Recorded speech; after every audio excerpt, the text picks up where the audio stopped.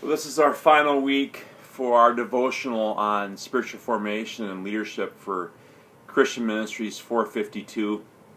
And you may notice my Spur Spaniel behind me. She's sleeping right now, but she might pop up in the background. But what I want to talk about is a very important topic, and it involves faith. And not faith as in believing in God or believing in Jesus Christ as your Savior and leader, but really faith in trusting God that He's guiding you, and when He calls you or invites you to do something, that you actually follow Him. And as leaders, continually we're going to be called into faith. Our faith is going to be stretched. Our faith is going to be prodded. Our faith is going to be challenged. And as we respond to those invitations of God, a beautiful thing happens. We grow in our leadership and we grow in our spiritual life. But the thing is that it's not always comfortable. It's not always a pleasant experience, because for growth to happen, whether in leadership and or in our spiritual lives, oftentimes it's uncomfortable. But that's where learning takes place. So I want to encourage you as a leader in ministry to embrace the uncomfortable, to embrace the unfamiliar, because that's where learning takes place. So in this lecture, I want to talk about faith in terms of what it really is. And as the Bible talks about faith, it talks about faith with this kind of definition. You may want to write this down. Is that faith is seeing things differently. When you look at the different leaders of the Bible from the Old Testament and New Testament, is that God would invite them into a task or a challenge or invitation to do something, and in doing so, He would help them see things differently. For example, in Genesis chapter 12, He calls a man named Abraham and says, leave your father's household. In other words, leave behind this life of idolatry, because that's what was taking place in his father's household in the land of Ur. And God says, leave that behind, and I'm going to show you a land that you're going to live in. But I'm not going to tell you exactly what that is, but I'm going to have you leave and go to a land that I will show you. And if you do that, you are going to be the father of nations. In fact, you're going to have so many descendants that you're not going to be able to count them. And Abraham leaves by faith. Not only believes that God exists, but actually has the faith to trust God at His word and to follow Him. So him and Sarah, his wife, and they're in advanced age, probably in their 80s, and they leave behind the familiar. They leave behind what's comfortable. They leave behind the neighborhood they grew up in. And them and some family members go and leave. And Abraham and Sarah believe that God is going to give them descendants even though they're old.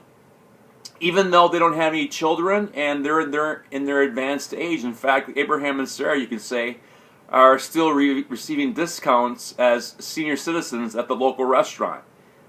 But they leave. They leave the land of Ur and they follow God.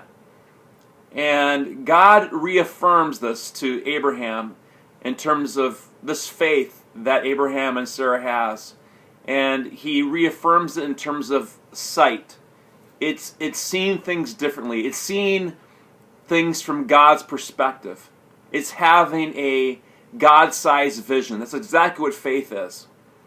In Genesis chapter 15, verses 5 through 6, God brings Abraham aside, and He underscores the importance of vision and of seeing things. He says this, God took Abraham outside and said, look up at the heavens and count the stars, if indeed you can count them. Then He said to them, so shall your offspring be. And Abraham believed the Lord. So right there we see Abraham having the necessary ingredient when it comes to faith, and that is to see things from God's perspective, to see things differently.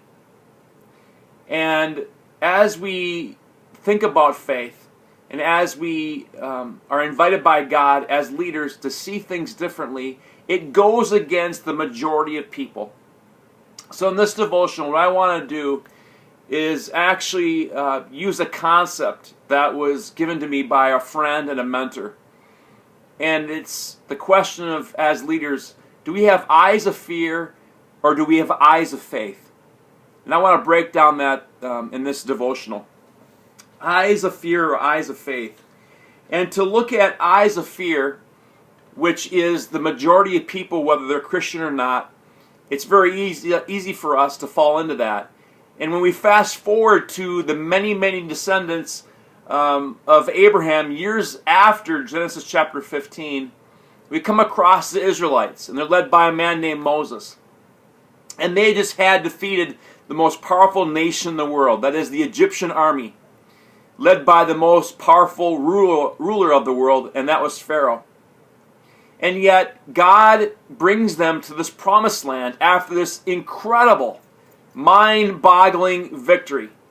And He brings them to the edge of the promised land, and He tells Moses to send out 12 spies out to the promised land to check it out, to do some reconnaissance, and to prepare themselves for the tribe that's existing in the promised land, and to be ready.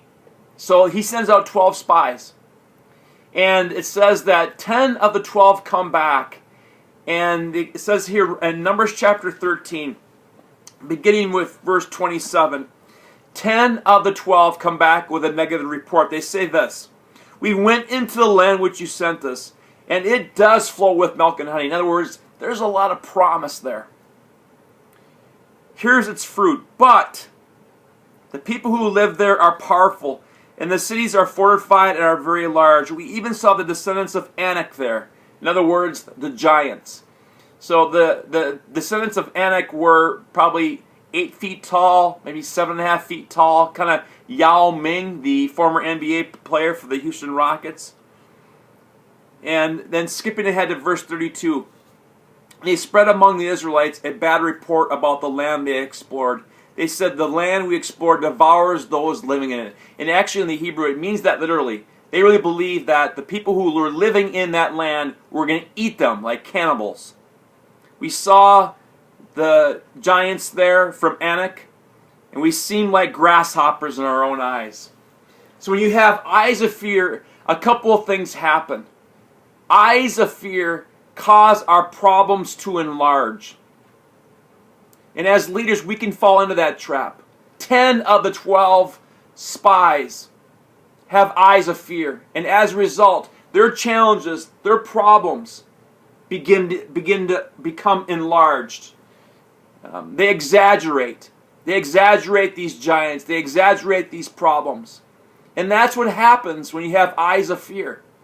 And even though 2 of the spies, Joshua and Caleb, present a different report, in fact, they said, "Let's go in there and do that," the majority of people that we come across in leadership, in our ministry teams, in our churches, are going to be the ones that are going to be the naysayers. And as a leader, you have to be prepared to go against that, because most people will have eyes of fear. And as such, problems and difficulties become enlarged. And not only that, as we read from this, in verse 33, is that eyes of fear not only cause our problems to enlarge, but also it causes us to minimize our abilities. Notice in verse 33, the 10 spies and this negativity that's spreading like wildfire, which, by the way, negativity is very contagious. And as leaders, anytime you hear negativity and you hear counter perspectives to what God is doing, you have to snuff that out. But in verse 33, they say this: "We seem like grasshoppers in our own eyes, and we look the same to them." You talk about low self-esteem. They're comparing themselves to grasshoppers. The 10 spies and the Israelites are comparing themselves to grasshoppers. They're saying, we're just bugs, we're insects. And these people, these giants, are going to eat us alive if we go in there. So we cannot go in there. And that's what happens when you have eyes of fear, you begin to minimize your own abilities.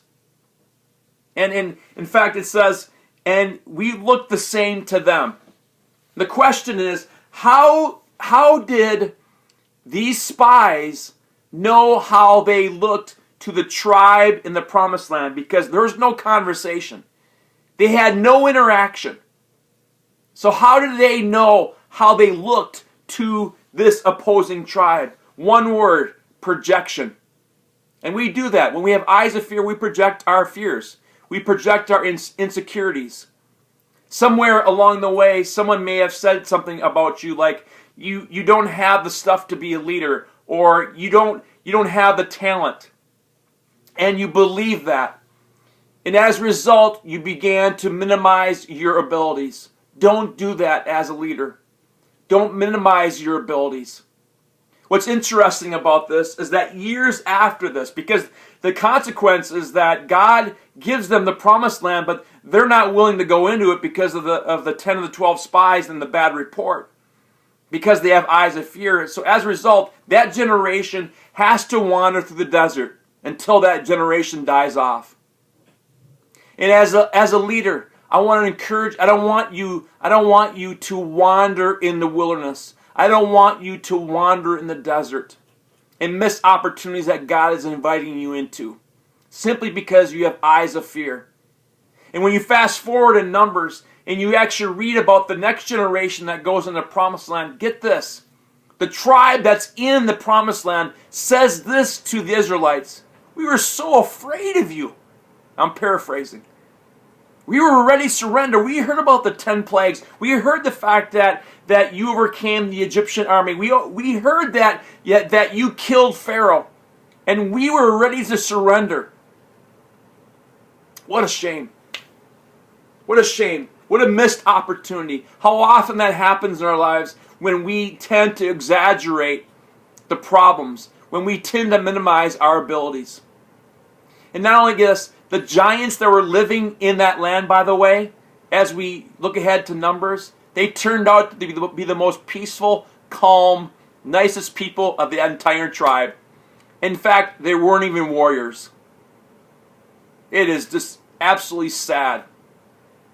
But as leaders, we need to take off eyes of fear and have eyes of faith. And having eyes of faith means a couple things and what it causes for us. When you have eyes of faith, your problems shrink. Your problems shrink. And as leaders, that's so important to understand that. Is that when you actually believe God and you follow Him, your problems begin to shrink. Let's go back to Genesis chapter 15. Because Abraham gives us just an amazing example. And I read this earlier, but I want to repeat this. In verse 6, after God shows him the countless stars, He says, you need to have a different kind of vision. You need to see things differently. In verse 6 it says this, is that Abraham believed Him, and He, God, credited to him as righteousness.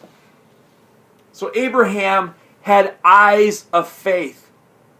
And as a result, his problems, in other words, having an heir at advanced age, having descendants that were so countless as stars in the heavens, were minimized. That his problems, his difficulties, his challenge, they shrank as a result of having eyes of faith. And that's what happens. When you have eyes of faith, you believe in a big God. And when you believe in a big God, your problems become small. But when you believe in a small God, your problems become big. And not only do eyes of faith cause our problems to shrink, but having eyes of faith cause God to move on our behalf.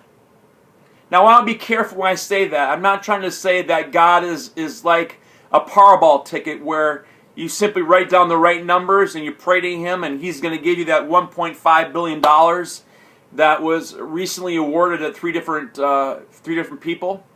I'm not saying that. I'm not saying God's a genie in the bottle and that He's going to serve your every whim and that He's your servant and He's going to do exactly what you say. I'm not saying that at all.